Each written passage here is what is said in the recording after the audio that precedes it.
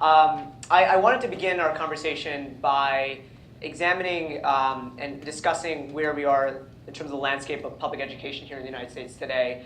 We have an education secretary, Betsy DeVos, who I think we both agree who is not firmly in support of public education, and somebody who is wanting to privatize many aspects of that system and support a more corporatization of that system. So I kind of wanted to begin by kind of getting your thoughts on where you see the direction of public education going under the Trump administration and in the next couple of years as we think about how we can transform public schooling to be more humane, more equitable, and run in the interest of the learners and the teachers. It's an interesting conundrum, this.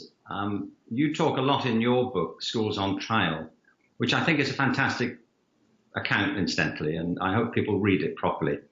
On the one hand, until the mid-19th century, we didn't have systems of public education on this scale anyhow. And I've been a great advocate of public education my whole life. And I mean, I had similar experience in school to those that you had and felt a similar feeling, being unsettled when I was at school. I wondered what it was all about and why it was the way it was.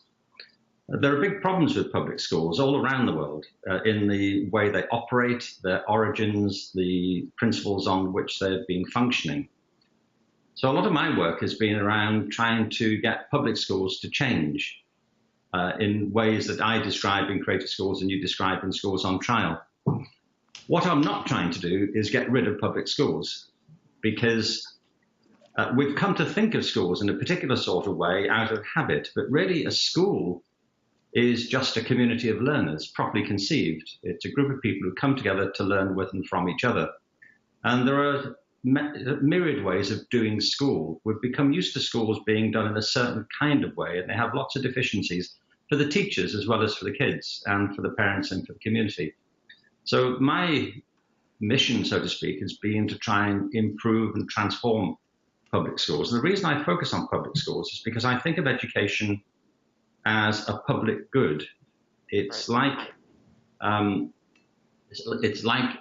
water and clean air and food and good housing. It's something that a responsible and civilized society should be providing as a matter of routine and right for its children. It shouldn't be one of those sectors of our life which is subject to the whims and pitfalls of the profit motive. So, some people can afford to send their kids privately. We have this hybrid called charter schools. And charter schools in themselves are neither good nor bad. It depends what goes on inside of them. But it seems to me that there's little doubt that the emphasis on corporatization in America, especially in America, and on charter schools is a not so covert attempt anymore to break up the public school system. And for most kids, public education isn't their best shot, it's their only shot. It shouldn't be something that a responsible nation or community leaves to the whims of the balance sheet. So it's a nuanced conversation here, because in supporting public schools, I don't support everything that goes on in them, and nor do most people who work in them. In being critical of the underlying motives of Betsy DeVos and others in promoting corporatization and charter schools, I'm not being critical of individual charter schools. Some of them are very good. But I think it's a distraction from the larger question of how you improve public education for everybody. Right, right. No, it's interesting you mentioned the idea of treating public education as a public good, because when we think about the number of students who attend public schools in the United States, 90% of students go to public schools. There's a study that was looking at the socioeconomic conditions of students in public schools, and a majority of them are now on free or reduced lunch. So you can clearly see that this is where, if we're going to change the system of education, it's got to start with the public schools. And one interesting point you made about DeVos and charter schools, some of my research has been looking at more recently are the school closures that we've seen in urban centers across the United States. places like New Orleans, Philadelphia, Chicago. Chicago closed down 50 public schools in 2013. Philadelphia closed on 23. Some of you may know that New Orleans does not have any neighborhood public schools anymore. It is almost a completely charter-run district. And a lot of the research shows that when you examine the effects that Hurricane Katrina have had, one of the major victims has been the public education system in New Orleans. And there was a report done by the International Business Times that was looking at the outcomes of some of these students, maybe graduation rates or suspension rates, and they found that a lot of students were being pushed out of schools in many of these charters because they needed to maintain a certain test score level in order to continue operating. So I think there is this sense in America that we need to protect public education as a public good for all people, not simply up to the market to decide how it's going to be operating. But I mean, one of the things I think we both talk about quite a bit is how, while we need to protect public education, we also need to make major systemic changes to that system in terms of how curriculum is done, how teaching and learning is happening in schools, and just the role of schools in our larger society. And one of the things I think we both talk about quite a bit is how we can kind of bridge the gap between the school and the real world. And I know we in both of our books, we talk a little bit about these alternative progressive schools, and these schools that have been around for many, many years now, starting with John Dewey and Maria Montessori and Rudolf Steiner. And one of the schools that I focus on quite a bit are these democratic schools, schools that often, many of them are privately operated, but they offer students a lot more freedom and autonomy over the learning process. There's oftentimes no grades or tests. In a school in England, there's a school called Summerhill that I've spent some time at that was started in the 1920s by a man named A.S. Neal, who wanted to make sure that the school would fit the needs of the child rather than the reverse. So these ideas have been around for quite some time. So I was wondering if we could talk about that a little bit, the idea of how a lot of these ideas that we have in terms of what schools should look like already in existence, and they've been in existence for many, many years now. Well, that's exactly right. Just quickly to go back to the charter school issue, as you say, a lot of what's going on in New Orleans has been driven by people who've focused on and opened up charter schools of various sorts. I mean, charter schools are, they're neither good nor bad in themselves. Some of them are fantastic and some are not so good. And that's true of independent schools, it's true of public schools too. So I think it's important to at least just distinguish the point that some charter schools are great. The real question, though, is the charter school movement the answer to the education challenges of the United States? And it isn't. And it isn't because it relies too much upon individual caucus of people, philanthropists get involved, often the profit motive, and also because charter schools are in their nature selective, and they do, as you say, in some cases, push kids around or out of the system if they don't contribute to the overall accountability or success of the school itself. For a public school system to work, for all kids to have an equal chance and a system based on equity, it has to be a publicly funded system where everyone is included and everyone is given an equal opportunity to succeed, and that isn't polluted by any form of external interest. So I think it's important, for me it's important anyway, to see there's a difference between the larger movement and the strategy and the value or otherwise of individual schools. On the issue of alternative education, it always interests me that people talk about alternative schools. I do, I talk about them as alternative schools. They are based on principles which I think most people would like to see the public school system based on. They're based on principles of equity, justice. They're based on principles of holistic development for children. I always feel like this, that when we talk about education, it's not like we're trying to solve or heal a disease we never came across before, that we're in totally uncharted territory. The fact is we know what works in education. We know that if you create the right culture of opportunity in schools, if you give kids opportunities to develop their various talents, if you get the mix right between different disciplines, between freedom and control, schools flourish. And these are the principles which underpin the lab school in Chicago with John Dewey. They are the principles that underpin the work of Maria Montessori, Rudolf Steiner, and all the people we've mentioned, Freiburg and the rest, and Rousseau. For as long as we've had systems of education, there has been, so to speak, a counterculture arguing for more holistic approaches based on individual freedom, integrity, and self-discipline. The problem has been to get those ideas into the mainstream of education. Right. And mainstream education has always been a difficult nut to crack because of the scale of it, and also because it's bound up in political interests of various sorts and a whole nest of professional self-interests too. One of the distinctions I was making in this book I've just done for parents is between learning, education, and school. Now, the fact is, kids love to learn. It's what you talk about in schools on trial. Kids love learning. They don't all get on with education, and many of them have big problems with school. The problem isn't that kids don't want to learn or succeed. The problem is the system created which surround the process, which in many ways are inimical to how people want to learn. So I feel a lot of the answers we're looking for are available. They're out there. They've been embedded in the practices of many schools, not least the democratic schools. There's a fantastic movement of schools which originated out of Israel through the work of Yaakov Hecht. There's the Alternative Education Resource Organization that Jerry Mintz runs. There are lots of examples out there. Somebody said to me recently, about my theories in education, and I said, well, two things. One, they're not theories. I mean, I can point you to lots of examples of what works, and the current system on the mass scale egregiously doesn't work in the way it should. And secondly, even if they were theories, they're not mine. These ideas have been around, as you say, for a very long time. Right. So really what we're trying to do, I think, often is to overcome this cultural amnesia that we have around what actually works in education. And when people talk about getting back to basics in schools, that's what we should do. We should get back to our fundamental understanding of human potential and of the conditions under which people make the best of themselves in their communities. And great schools do that, but they don't have to look at the way schools look now. Right, right.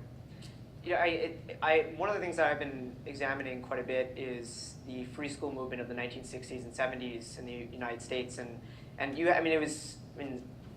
Jerry, my editor, and I, we've talked about this quite a bit in terms of the books that came out during the 60s. John Holt's How Children Learn, How Children Fail, Paul Goodman's work, George Dennison's, Jonathan Kozol, Ivan Illich. I mean, it's remarkable to me because in some ways we're trying to revive ideas that have been debated and hashed out for quite some time and got quite a lot of acceptance during the 60s, at least in the United States.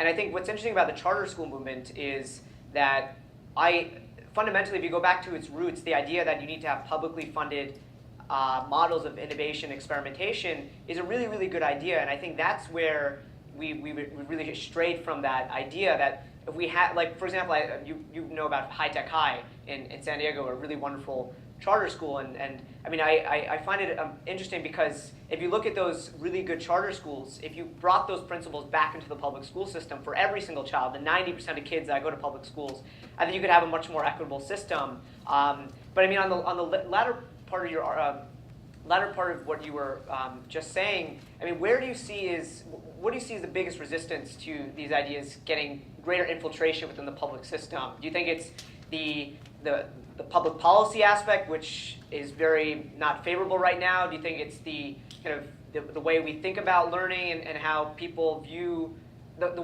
way people view how schools should be run, or where do you see as the kind of biggest barriers to achieving greater educational innovation within the public system? All of those, I'd say. All of the above.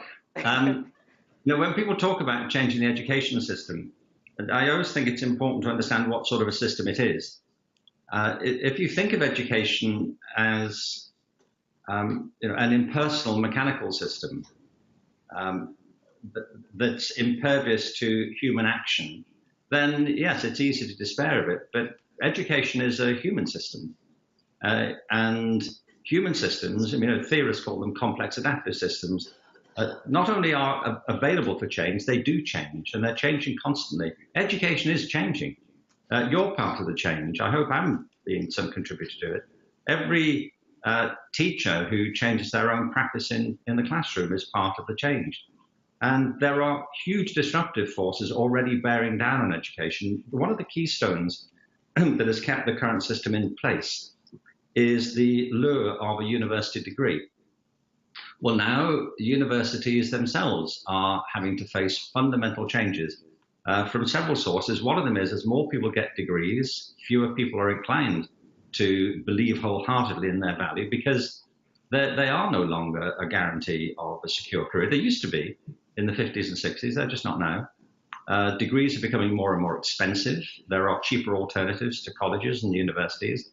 Employers are less impressed by degrees than they used to be. None of this means, from my point of view, that we should dissuade people from going to college if they want to.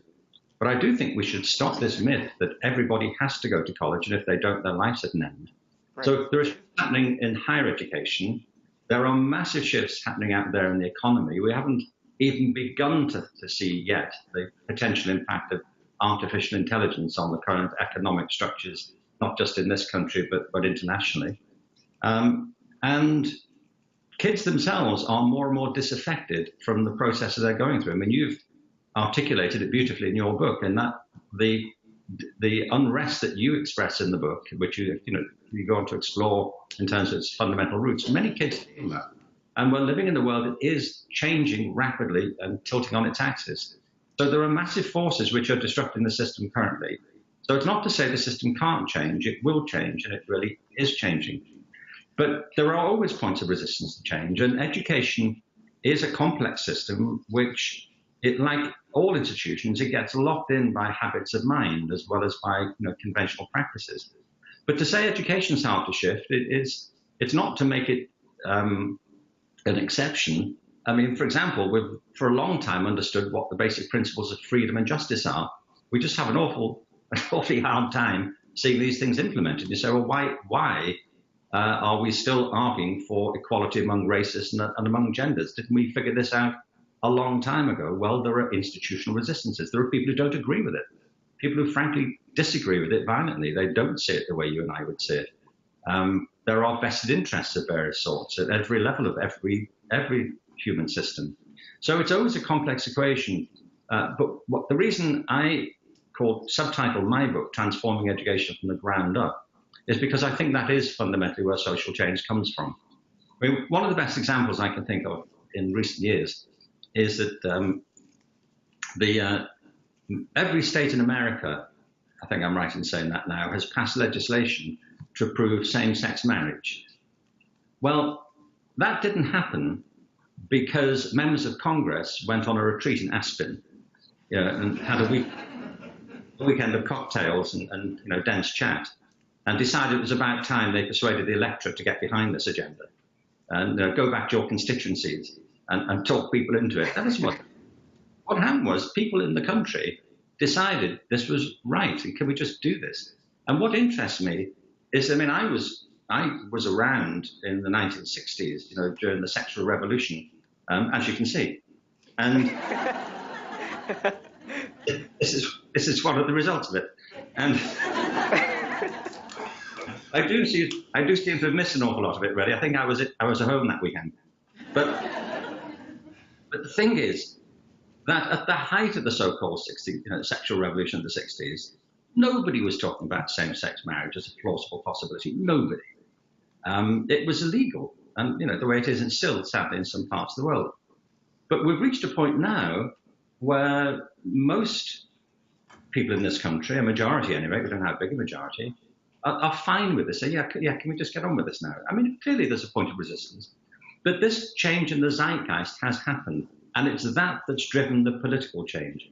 That is the political change. It's not the other way around. And I think that there is a movement in not just this country, not just America, but globally, among parents, among kids. It's fractured. It's not all in place. It's not all in the same direction.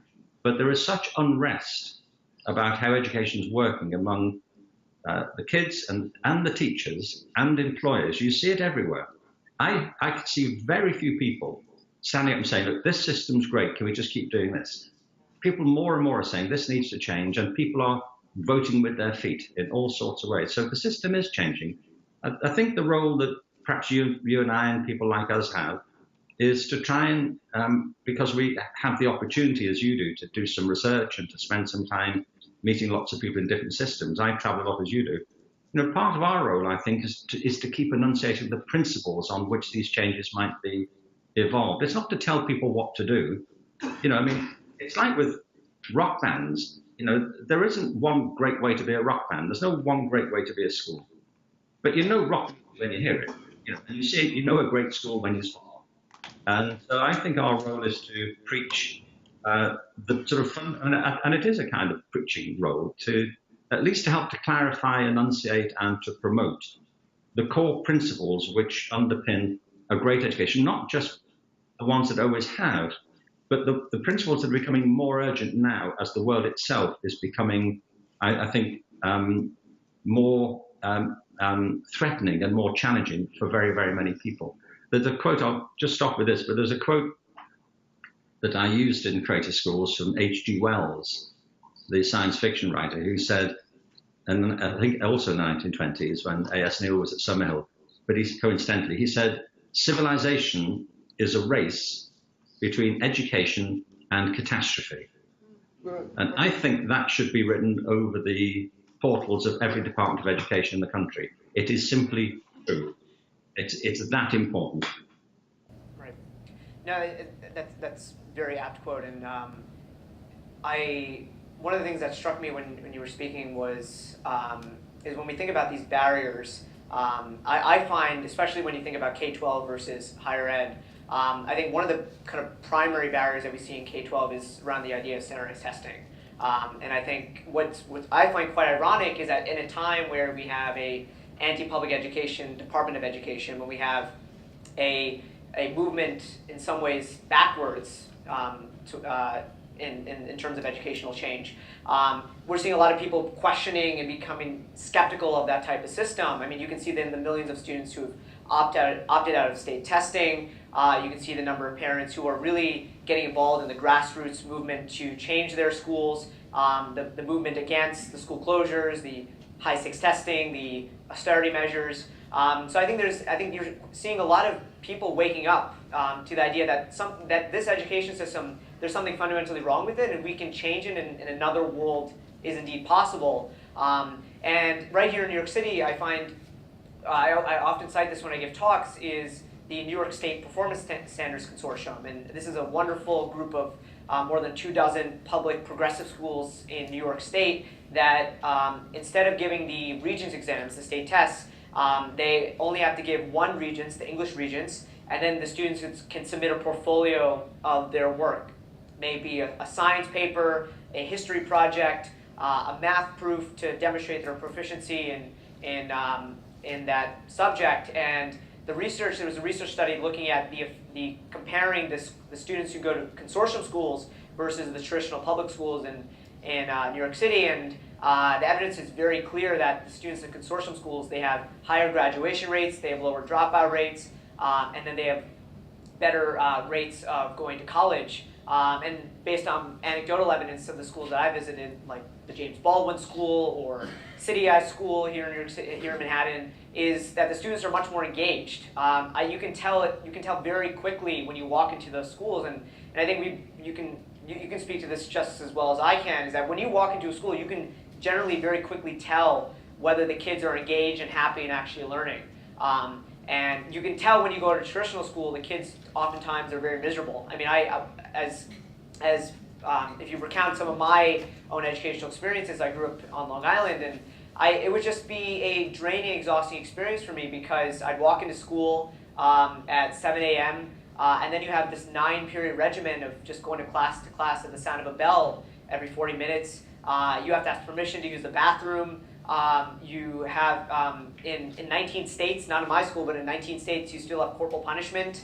And then you have the lack of freedom and rights in school. I mean, just where you can walk, how you can talk to a teacher, what you're supposed to debate about in terms of controversial topics. I just found that it was very restricting of me, and I write about how the most enjoyable aspects of my educational experience were actually spent after school in the extracurricular activities, in speech and debate, in when I was on the cross-country team. I mean, those are the times when I actually felt I learned the most, and and actually had made them the best friendships that I still have today, because one of the things that we talk about a lot is the age segregation. And I find that in the extracurricular activities, you're not segregated by age. You have 9th graders and 10th graders, 11th graders, 12th graders. You're dealing with adults. You're in a community. When you're in speech and debate, you're debating kids from across the state and perhaps even the country. It is a much more professional-oriented environment, and I find that that exchange of knowledge and skills happens at a much greater rate than what you'd have in an age-segregated kind of environment. And one of the things that I've tried to examine quite a bit as somebody who's a history geek, as somebody who really loves to examine the 1960s, is the School Without Walls experiments that were happening during that time. And one of the schools that you may remember is the School Without Walls in Philadelphia. And just the idea that kids shouldn't be locked up in a school building for 7 hours a day. They should be really allowed to use the community as the classroom. May it be working in a museum, in an art gallery, in a science lab, going out and volunteering in some kind of civic organization. One of the schools that I've been researching more recently is El Centro de Estudiantes, and this is a school that is an alternative school in Philadelphia that works with students who formerly dropped out of school. And it's a progressive school in the sense that the students have a lot of freedom over their curriculum. They get to choose what they want to learn in terms of projects.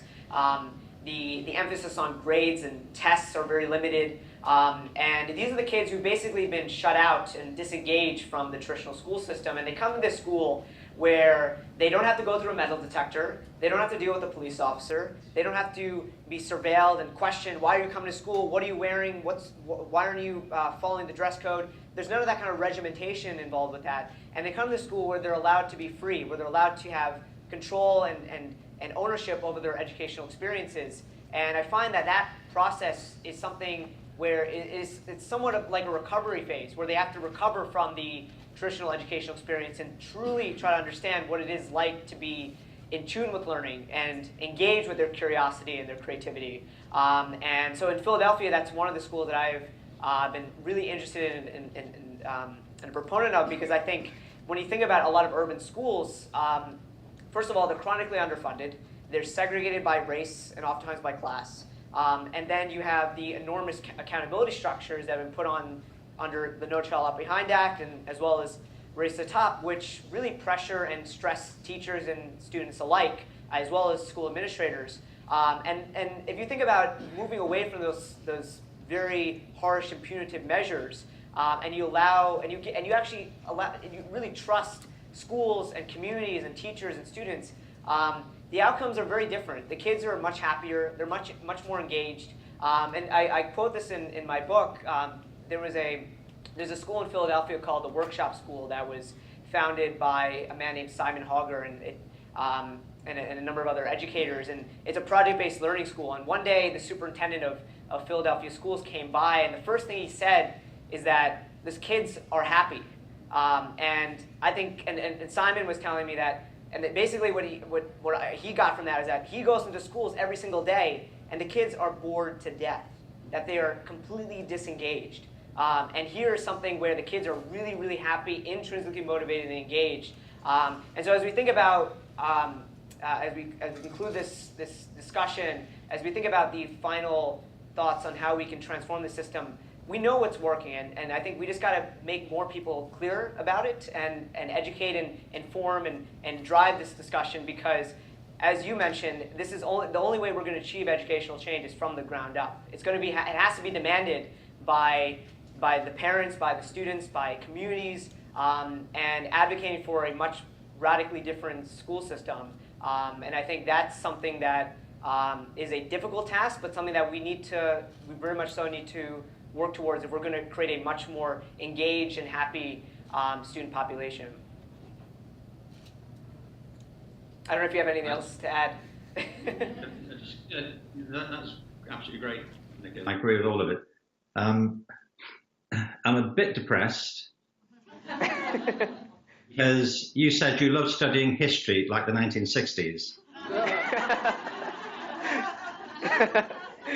What's wrong with you, Nikhil? I was at school in the 1960s. I feel like I should blow the dust off myself. But you're right. There was a lot of fantastic stuff going on there. Just a couple of quick things. I, like you, I often get asked by policymakers and so on about how we solve these problems in schools, of disaffection, non-graduation, disengagement, violence, etc. Well, some problems don't originate in schools; they just show up in schools. Right. Because of the neighborhoods people live in and the world that we all occupy just now. And schools are not exempt from the social culture; they dwell in the center of it. So some issues just come to school in the minds of the people who attend there. But some do originate in schools or get compounded by schools. And so when policymakers say, how can we solve these problems, disaffection and disengagement and low graduation and so on, I'm not being facetious when I say to them, look, stop causing them. That would help. Because many things that go on in schools are not necessary, and they create the problem, like the 40-minute block time, like the endless testing, like segregating people by age, like having a hierarchy of disciplines, like it being all to do with command and control. Now, there is an issue, obviously, in schools. You want communities which are congenial, that work together. We don't want places where there's bullying or bad discipline or violence. But the evidence is always that if you take a command control mode into these situations, it compounds the problem or suppresses it rather than alleviates it. And giving communities responsibility, more buy-in, more freedom in schools to organize their own forms of education with proper guidance and support in all the alternative schools I've ever looked at works more effectively. It doesn't remove some of the deep questions that we still have to talk about in education, like what is good pedagogy, how do we help people learn, what are the processes of learning. Some people, and that's because you look at the history of this too, like all the way back to like 1960, Nikhil, No, but that there's a tendency. What was Sputnik like? Oh, this was England. This was pre-electricity. We have no idea.